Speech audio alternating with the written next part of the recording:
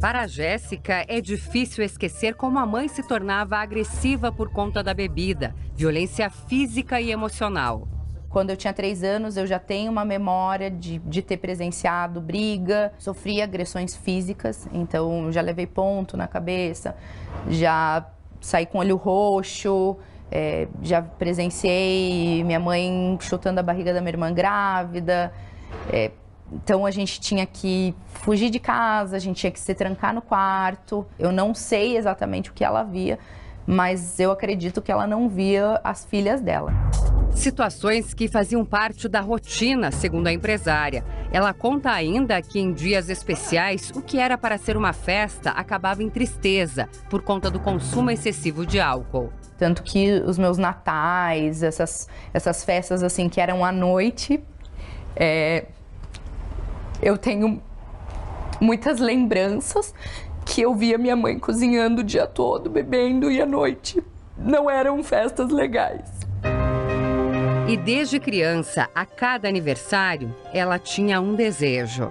Quando eu tinha bolo, né, que eram poucas vezes, mas eu crescia soprando as velhinhas pedindo para minha mãe parar de beber. Eu sempre quis falar, minha mãe é a melhor mãe do mundo.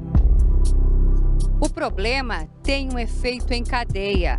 Um a um, afeta amigos e familiares de alcoólicos. Por isso, há grupos que oferecem apoio emocional para essas pessoas. As reuniões ajudam quem está passando pelo problema em casa e ainda auxiliam nas sequelas deixadas pelo alcoolismo. Sequelas que esta senhora afirma não são poucas. Parece que houve um vendaval que entrou dentro da nossa casa, que tirou tudo das prateleiras, das gavetas. Você vai assumindo todas as funções de uma família e chega uma hora que você não aguenta mais.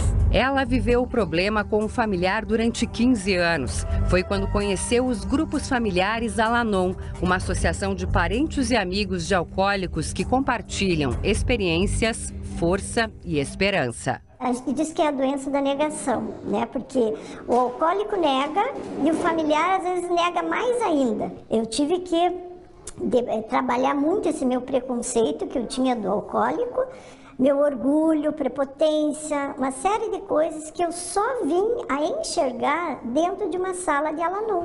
Os participantes unem forças para solucionar os problemas que têm em comum. Assim, a mulher diz que passou a enxergar o outro lado da moeda e também a se sentir acolhida. A nossa doença é o controle dessa pessoa, achando que nesse controle doentio você vai conseguir ajudá-los a parar de beber.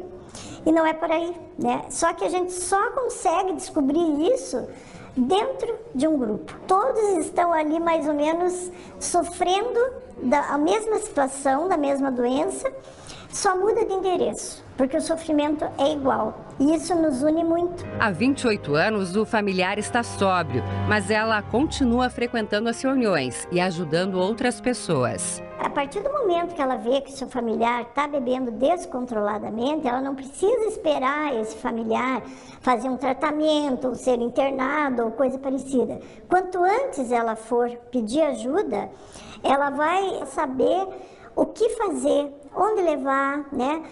Como dar esse suporte para o familiar, sabe? Porque enquanto ninguém procura ajuda, o que acontece? Vai todo mundo para o fundo do poço. Afinal, esse psicólogo explica que do reconhecimento do problema até o tratamento do alcoolismo são alguns estágios. A gente tem basicamente 5 estágios motivacionais. A pré-contemplação, que é a negação. A contemplação, que é a ambivalência, ela fica naquele tenho e não tenho. A aceitação, a mudança efetivamente e a manutenção. E isso é diferente da busca pela ajuda, porque às vezes a pessoa não reconhece que tem um problema, mas a família reconhece.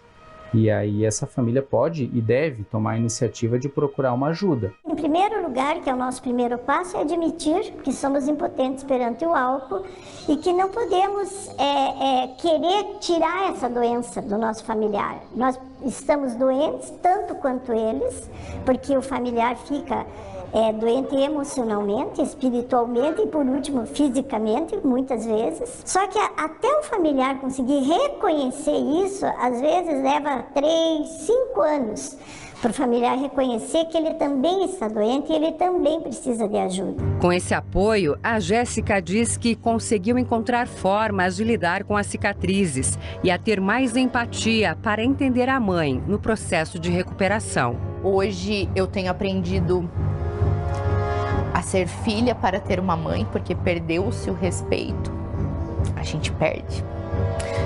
Mas eu tenho me esforçado muito para aproveitar a mãe que eu tenho, porque é essa mãe, uma mãe que se esforça muito para lidar com as dificuldades dela, que ela se esforçou com a insanidade que ela tinha para cuidar de mim e das minhas 2 irmãs.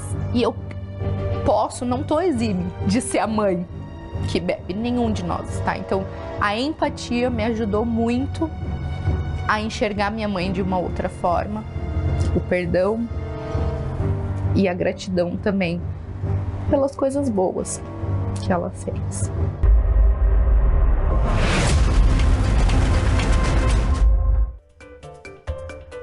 As reuniões dos grupos familiares Alanon acontecem todas as semanas em vários horários, de forma presencial ou online. Para saber mais e conferir como participar, é só acessar o site que você está vendo aqui na nossa tela. E eu vou falar agora com a Thaís Camargo ao vivo, né, que a gente amanhã continua, inclusive, temos uma terceira reportagem sobre esse tema, né, Thaís? Exatamente, Jasson, é a última reportagem da série e a gente vai mostrar que há esperança, há luz no fim do túnel e muitas mulheres alcoólicas encontram esse apoio em reuniões de alcoólicos anônimos, inclusive para que elas se sintam mais à vontade na hora de compartilhar as suas experiências. Há reuniões só de mulheres, reuniões de propósito feminino. Isso a gente vai mostrar na última reportagem da série. Jasson. Obrigado, Thaís.